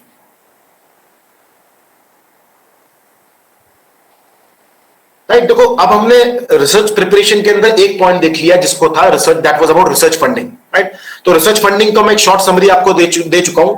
Research funding के अलावा तो दूसरा इंपॉर्टेंट सेक्शन में आपको बता रहा हूं, that is research data management. Right, और research data management is again a very important point, right, as far as your research is concern. Right, देखो रिसर्च डेटा मैनेजमेंट एक बड़ी कॉमन कंडीशंस में से एक है, राइट, स्पेसिफिकली फंडिंग की, है ना। ये कई सारी फंडिंग की कंडीशन में देखे कि भैया आपका ना जो डेटा है ना, जो डेटा आपका जो रिसर्च के थ्रू जो डेटा अवेलेबल होता है ना, it should be accessible, it should be discoverable and it should be usable. Right, so हमको अपने डेटा का, भाई अभी तो आप स्टार्ट करें, अभी तो आपने डेटा कलेक्शन भी नहीं किया है ना, कहीं कुछ भी नहीं किया, लेकिन the moment you start thinking about कि कहीं ना कहीं आज नहीं तो कल मुझे डेटा कलेक्शन करना है, उस डेटा का कलेक्शन आपको नहीं करना है, उस डेटा का मैनेजमेंट आपको करना है। दोनों बातों में फर्क है, राइट। और डेटा मैनेजमेंट का एक बहुत छोटा सा एग्जांपल लेता हूं, देखो आपको मैंने लिखा है यहाँ पे, data is very important, right, importance of data in research. Data सब कुछ है। रिसर्च के अंदर इन्वेस्टिगेशन जो होती है दो तरह की होती है, हमको देखा हमने ब्रॉडली रिसर्च को हम दो कैटेगरीज में कन्वर्ट कर सकते हैं। One is pure research which is more based on understanding the nature of the problem, and one is the empirical research, hypothesis based research, right, descriptive and the causal research जिसको हम बोलते हैं, right। तो उन cases में हम क्या करते हैं, उस केसेस में हमको डेटा रिलेवेंट हो जाता है, right। जब हम डिस्क्रिप्टिव कॉजल रिसर्च की बात करते हैं तो it means we need to have some data on the basis of which we can say we can describe the shape and size of the data, as well as we can tell about the causal relationship of between variables। Advertisement का sales में impact है या नहीं है, तो इसके लिए हमको दोनों का डेटा अवेलेबल चाहिए। तो डेटा स्पेसिफिकली आपका क्वांटिटेटिव रिसर्च में तो बहुत ही ज्यादा इंपॉर्टेंट हो जाता है, क्वालिटेटिव में भी डेटा बहुत इंपॉर्टेंट होता है, बस उसका नेचर चेंज हो जाता है, मैथोलॉजी चेंज हो जाती है। सर्वे जो क्वांटिटेटिव डेटा में होता है, या तो हम उसमें सेकेंडरी सोर्सेज की बात करते हैं, for example you balance sheets, या हम सर्वे बेस्ड प्राइमरी डेटा की बात करते हैं, just like your survey questionnaires, right. लेकिन other than that there are different methods of collecting data, like for example interview, observation. तो जो कि ये again these data are very very important, right, क्योंकि ये डेटा का अगर आपने मैनेजमेंट ढंग से नहीं किया, राइट, आपके आउटपुट भी इलॉजिकल होंगे, आपके आउटपुट भी प्रॉपर मैनेज नहीं होंगे, राइट। तो data is very very important. The moment you talk about research, we talk about data, right, whether it is qualitative research or whether it is quantitative research, in both, right, data has its own importance and we cannot ignore this portion of research, right। So data केवल current data important नहीं है, data from previous studies, है ना। why data from previous studies is important and can I get them? देखो ये बहुत ही छोटा सा सवाल है। मैं अगर आपसे पूछूं कि आप जिस टॉपिक पे काम करना चाह रहे हो, क्या आप किसी ऐसे इंसान को जानते हो, है ना, जो उसी फील्ड में काम कर रहा है, राइट, और क्या आपको उसका डेटा एसेस किया जा सकता है? क्योंकि अगर आपके पास कुछ डेटा सेट अवेलेबल हो सेम प्रॉब्लम्स के अंदर, तो मुझे लगता है आपको अभी से उन डेटा पे खेलने का मौका मिल जाएगा। और आपको देखो डेटा एनालिसिस का एक सबसे बेसिक नियम है कि टू अंडरस्टैंड डेटा एनालिसिस ना, we should first have to play with the data. हमको डिफरेंट कैलकुलेशंस के साथ डेटा को देखना पड़ता है, तब जाके कहीं डेटा की अंडरस्टैंडिंग बेसिक लेवल पे बननी स्टार्ट होती है, राइट। तो why data for previous studies important? It's very very important, है ना।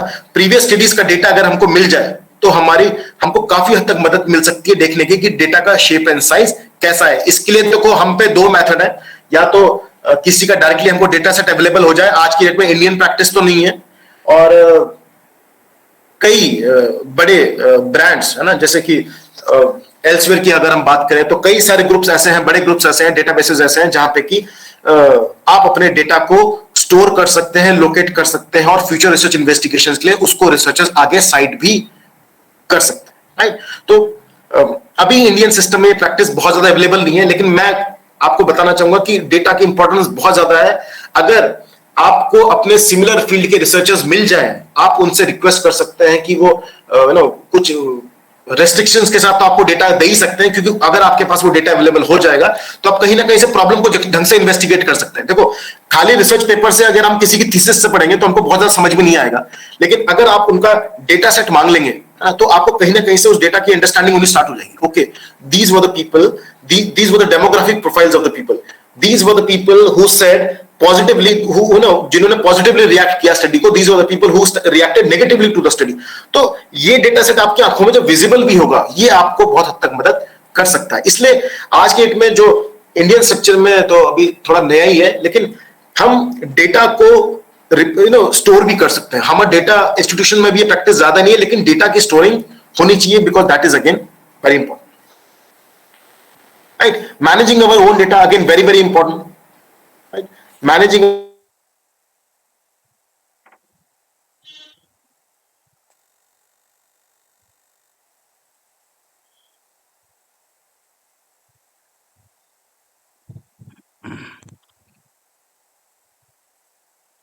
कम साइड स्कोर वाले जर्नल में तो ऐसा ना हो, लेकिन स्पेसिफिकली जितने भी हाई रेटेड जर्नल्स हैं उसमें वो केवल आपका, आप ये सोचो कि केवल आप अपना थ्योरी लिख के उनको भेज दोगे और वो आपका पेपर एक्सेप्ट कर लेंगे या रिव्यू के लिए भेज देंगे, इट्स नॉट कंफर्म, राइट। ऐसा जरूरी नहीं है। वो आपसे आपका डेटा सेट भी मांगेंगे, वो कहेंगे कि आपने जो डेटा सेट जनरेट किया वो हमको भेजिए, हम आपके डेटा सेट को इवैल्यूएट करके देखना चाहते हैं कि एक्चुअली जो रिजल्ट्स आ रहे हैं या नहीं आ रहे हैं, राइट। तो these things are again very very important, right. You cannot skip managing your own data. हमें, अगर आप अपने डेटा सेट की मल्टीपल फाइल्स बना रहे हैं, सपोज आप 3 अलग अलग ऑब्जेक्टिव्स को सेटिस्फाई कर रहे हैं अपने डेटा सेट से, तो अपने उन डेटा सेट्स को बिल्कुल प्रॉपरली स्टोर करके रखिएगा, ये आगे तक काम आएगा, राइट। उन सबको आगे तक स्टोर कर रखिएगा, ये आपके बहुत आगे तक काम आएगा, राइट, राइट। और there are many organizations which are ready to publish your data, तो लेटर स्टेजेस ऑफ अपनी रिसर्च में आप उन डेटा को पब्लिश भी चाहे तो कर सकते हैं वो। और क्योंकि उनका सबसे बड़ा फायदा आपको ये मिलेगा कि अगर आप अपने डेटा को भी पब्लिश करते हैं, है ना, आप अपने डेटा को भी अगर पब्लिश करते हैं तो कल को लोग आपके रिसर्च को ही साइट नहीं करेंगे, खाली आपके डेटा सेट को भी साइट करेंगे। तो मैं एक जैसे स्कोपस का डेटाबेस अपने फ्रेंड के साथ कई बार एसेस करता हूं, तो मैं उसमें देखा है कि लोग ना अब केवल रिसर्च पेपर्स को साइट नहीं कर रहे हैं, रिसर्च के डेटा सेट्स को भी साइट कर रहे हैं। तो रिसर्च को डेटा सेट को साइट करने के लिए आपको इंश्योर करना पड़ेगा कि आपका जो रिसर्च डेटा सेट है वो एक ऐसी जगह आप उसको पब्लिश करा दें जहां पे कि वो रिसर्च डेटा सेट भी इस्तेमाल किया जा सके। तो इट इज नॉट, देखो, research is not only about concept. It is not only about analysis, but it is also about the data sets we have produced. हम अगर पूछे, हम अपने सीनियर से अगर आप पूछे 4-5 साल पुराने, तो क्या किया उन्होंने अपने डेटा सेट का, आपको उनके पास जवाब मिलेगा हमने कुछ नहीं किया। उस इतने बड़े विशाल का डेटा सेट में से उन्होंने मुश्किल से 2 पेपर पब्लिश किए होंगे, 3 पेपर पब्लिश किए होंगे, लेकिन फिर भी उस डेटा सेट पे कोई काम नहीं हुआ। तो मुझे लगता है अगर आप उन लोगों से कोलैबोरेट करने की कोशिश करें, उन लोगों को पहुंचने की कोशिश करें, तो उस डेटा सेट पे भी एक नए विचारधारा से एनालिसिस किया जा सकता है। नहीं किया जा सकता, बिल्कुल उस नए विचारधारा से एनालिसिस किया जा सकता है। और अभी से ना आप इस रिसर्च academy.elsewhere वाली वेबसाइट पे जाइए, इनको अभी से ब्राउज करना स्टार्ट कीजिए, तो आपको पता चलेगा कि हम अपने डेटा को कैसे स्टोर कर सकते हैं, आने वाले टाइम में आप अपने डेटा को कैसे स्टोर कर सकते हैं, लोकेट कर सकते हैं, ताकि आने वाले टाइम में जो फ्यूचर रिसर्चर्स हैं आपके रिसर्च को साइट कर सके। आपको साइटेशन अपने केवल पेपर से नहीं मिलेगी, आपको साइटेशन केवल अपने रिसर्च के डेटा सेट से भी मिल सकती है,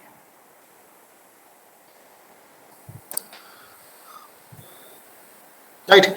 सो देखो,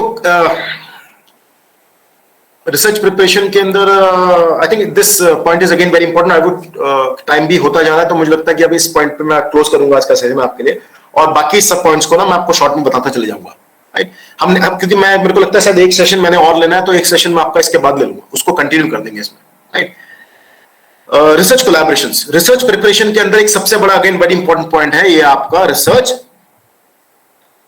कोलैबोरेशन, राइट। सो कोलैबोरेशंस की अगर मैं बात करूं, है ना, तो कोलैबोरेशंस में हम पे 2 तरह की ब्रॉड कैटेगरीज है कोलैबोरेशंस की, academic collaborations and academy and industry collaboration. दोनों ही कोलैबोरेशंस हमारे पास अवेलेबल है, राइट। तो in as far as research is concern, research के अंदर कोलैबोरेशन कई सारी फॉर्म्स में आती है। एग्जांपल को ऑथरशिप है ना, हम आपका सबसे पहला को ऑथर आपको पता है कौन बनेगा? आपका सुपरवाइजर्स, आपके सुपरवाइजर को सुपरवाइजर्स ये होंगे आपके को ऑथर्स, जो आप अपनी रिसर्च पब्लिश करेंगे बाद में, ये उनके अंदर आपके को ऑथर्स होंगे, right? So co authorship is one of the methods in collaborations, right? Research network building, है ना? तो research network building is again very important as far as your collaborations is concern, right? Joint research हम करते हैं, वो भी एक part है आपका कोलैबोरेशन का। और रिसर्च पार्टनरशिप्स भी हम करते हैं, अगेन वो पार्ट है आपका कोलैबोरेशंस का, राइट? तो याद रखिएगा, जो मैंने आपको स्टेज 1 से स्टेप 5 बताया था, स्टेप 5 में आपकी रिसर्च की शेप एंड साइज कैसी होगी, वो काफी हद तक डिपेंड करेगा कि आपने अपनी रिसर्च फील्ड के अंदर कितने स्ट्रांग लोगों से कोलैबोरेट किया है।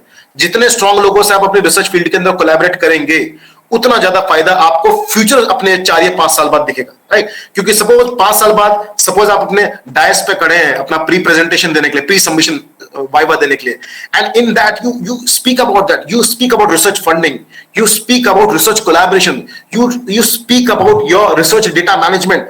think क्या impact आप अपने एक्सपर्ट कमिटी पे देंगे, क्योंकि वो काफी हद तक इससे इंप्रेस हो सकते हैं, और सोसाइटल भी सोसाइटल पॉइंट ऑफ व्यू से भी ये आपको काफी प्रेस्टीज प्रोवाइड करेगा। आपको दिस वाज कोलैबोरेशन दोनों पॉइंट ऑफ व्यू से अवेलेबल है, एकेडमिक भी अवेलेबल है और इंडस्ट्री पॉइंट ऑफ व्यू से भी अवेलेबल है। मैं आपको एग्जांपल देता हूं बेनिफिट्स के, इसका बेनिफिट आपको दिखाता हूं। देखो मैंने कुछ पॉइंट्स लिखे हैं। एक स्कॉलर है HNB गढ़वाल यूनिवर्सिटी की, doctor, now she is doctor Raksha Vashishtha. तो तब वो रक्षा वशिष्ठ थी, तो उन्होंने ई गवर्नेंस पे काम किया। तो उनके काम में ना, मतलब she was facing some problem with respect to her work and she was not able to locate her work properly, right? Because यही देखो कुछ इश्यूज आते हैं जब हम आप हैं तो, जैसे फॉर एग्जांपल मैं मार्केटिंग का हूं, मेरे गाइड अगर HR के हैं, तो I think it's not a good collaboration even, right? So हम सब रिसर्चर्स ये फेस करते हैं कि कई बार हमारे सुपरवाइजर्स की स्किल सेट मैच नहीं होती है ना। तो उस केसेस में भी मुझे लगता है कि आपको ना उन राइट सोर्सेस पे पहुंचना पड़ेगा जो सोर्सेस आपको मदद कर सके, और वही तो कोलैबोरेशन है। Collaboration means expert collaboration, collaboration means केवल दूसरे का नाम ऐड करना कोलैबोरेशन नहीं है। कोलैबोरेशन मींस एक्सपर्ट्स को ढूंढना जो कि आपकी रिसर्च को आगे इन्वेस्टिगेशन में आपको मदद कर सके। और आपको इसका एग्जांपल देता हूं। डॉक्टर रक्षा वशिष्ठ ने जब मेरे साथ काम करना स्टार्ट किया, तो उनको मैंने सबसे पहले देखो क्या किया, उनको मैंने देहरादून में एक PhD चैम्बर ऑफ कॉमर्स है, वो ई गवर्नेंस पे काम कर रही थी। तो उनको मैंने बोला कि मैडम आप एक काम करो, आपका ई गवर्नेंस पे काम है, ई गवर्नेंस एक बहुत ही प्रैक्टिकल सब्जेक्ट है, इस पे आप कोशिश करें कि इंडस्ट्रीज में पता करें कि इंडस्ट्रीज में क्या चल रहा है, वो आपको इसमें काफी हद तक बेनिफिट देगा। और यकीन मानिए ये जो पॉइंट्स हैं, ये पॉइंट्स इनके रिज्यूमे से उठाए मैंने डॉक्टर रक्षा वशिष्ठ के। उनकी PhD अवार्ड के वक्त उनके पास ये चारों पॉइंट्स अवेलेबल थे। जिस मोमेंट पे वो अपनी PhD का वाइवा दे रही थी, ये चारों पॉइंट अवेलेबल थे। For example, deputed as a fellow researcher for the Uttarakhand state government project ease of doing business. मैंने उनको जब PhD चैम्बर ऑफ कॉमर्स से कोलैबोरेट कराया, तो उसके वजह से उनको ईज ऑफ डूइंग गवर्नमेंट का, उत्तराखंड गवर्नमेंट का ईज ऑफ डूइंग प्रोजेक्ट चल रहा था, उसमें उनको भागीदारी देने का मौका मिला। Second, she coordinated in organizing MSME meet and industry summit conducted by PhD Chamber of Commerce and Industry, right? She coordinated that project, right? तो देखो ना कितने एडेड एडवांटेज हमारे रिज्यूमे, जैसे ही हम कोलैबोरेशन करते हैं हमारे रिज्यूमे में कितनी इंपॉर्टेंट चीजें दिखनी शुरू हो जाती है। उनको बेस्ट पेपर अवार्ड भी मिला एक नेशनल सेमिनार में, जब उन्होंने अपना पेपर प्रेजेंट किया, राइट? और उसके अलावा उनको अवार्ड भी मिला, शी गॉट एप्रिसिएशन, है ना? उनको जब आई थिंक 19 या 20 की बात है, उनको एप्रिसिएशन अवार्ड मिला from finance minister Uttarakhand for presentation of her work on impact of e governance and MSME. तो एक कोलैबोरेशन देखो कितना फायदा, उनको एक प्रोजेक्ट में भी काम करने का मौका मिला, उनको एक सेमिनार में अवार्ड भी मिल गया, उनको कई सारी इंडस्ट्रीज बॉडी के साथ काम करने का मौका मिला, और साथ ही साथ उत्तराखंड के चीफ मिनिस्टर से अवार्ड भी मिल गया। What else we want, right? इन सब चीजों की अगर आप, मैं तो सीरियसली कहूंगा कि अभी से इन चीजों को प्लान करना स्टार्ट करें, क्योंकि these are very very important. I think we are running short of time, तो आज के लिए मैं इतना ही रखूंगा। इन सेशंस को हम दोबारा नेक्स्ट राउंड में हम इसको ना पूरा करने की कोशिश